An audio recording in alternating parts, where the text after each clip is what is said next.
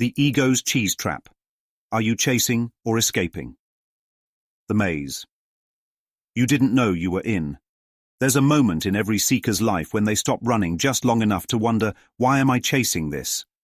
Ezra had spent years hustling. At first it was money, stacking paper, upgrading cars, building his empire. When that didn't bring peace, he switched cheese. Self-improvement became the new goal. Spiritual growth, meditation, wisdom. Now that was the cheese. But no matter how much he gained, it was never enough. There was always a new level, a new goal, a new way to be better. Until one night, sitting alone in his quiet apartment, he caught something out of the corner of his mind. A whisker. A tiny thought, almost imperceptible, whispering, what if the chase itself is the trap? The trap of more cheese, less whiskers. The ego is clever. It doesn't just offer cheese, it tailors it to your desires. For one person, cheese is a high-paying job. For another, it's being admired. For someone else, it's enlightenment, legacy, or proving they're worthy of love. The cheese is constantly moving. The moment you grab one piece, another appears.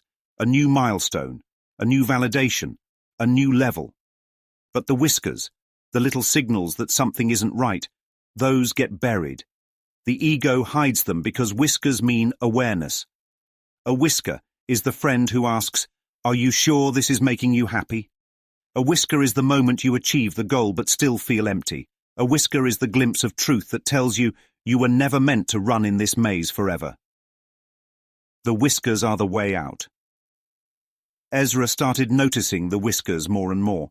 When he posted something and waited for likes, whisker. When he set a goal and felt anxious instead of excited, whisker. When he looked at his past achievements and realized they never gave him peace, whisker. The whiskers weren't obstacles, they weren't there to annoy him, they were invitations. They were clues leading him out of the maze.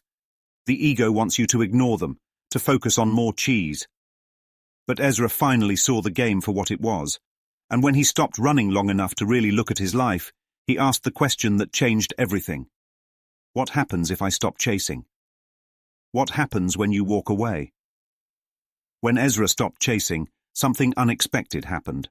The pressure lifted, the anxiety faded, the endless hunger for more began to dissolve.